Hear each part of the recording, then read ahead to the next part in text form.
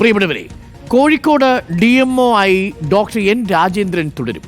DMO ആയി ആര് തുടരുമെന്നതായിരുന്നു തർക്കം. N രാജേന്ദ്രനോ അതല്ല ആശാദേവിയോ? തർക്കത്തിന് ഇപ്പോൾ ഹൈക്കോടതി ഉത്തരവെത്തിയിരിക്കുന്നു. ഡോക്ടർ N രാജേന്ദ്രൻ തന്നെയായിരിക്കും കോഴിക്കോട് DMO.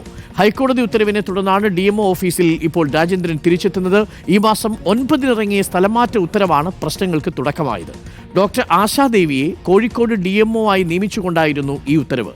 ഇതിനെതിരെ നിലവിലെ DMO doctor N Rajendran administrative ട്രിബ്യൂണലിനെ സമീപിച്ചു.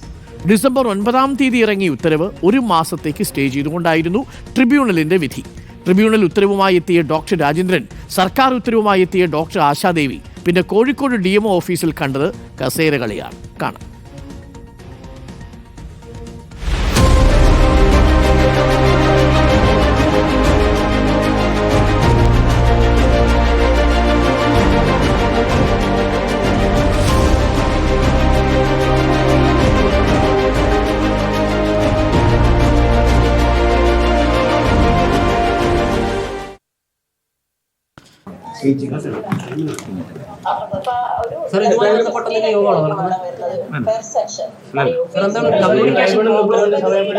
സാങ്കേതിക പ്രശ്നമുള്ള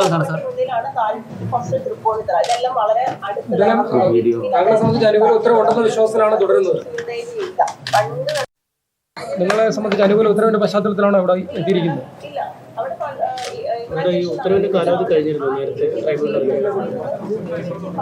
മേഡം, ഇതൊരു നിയമപ്രശ്നമാണോ? എന്താണ് ഇതിലൊരു പ്രശ്നം? എന്താണ് നിലനിൽക്കുന്നത്?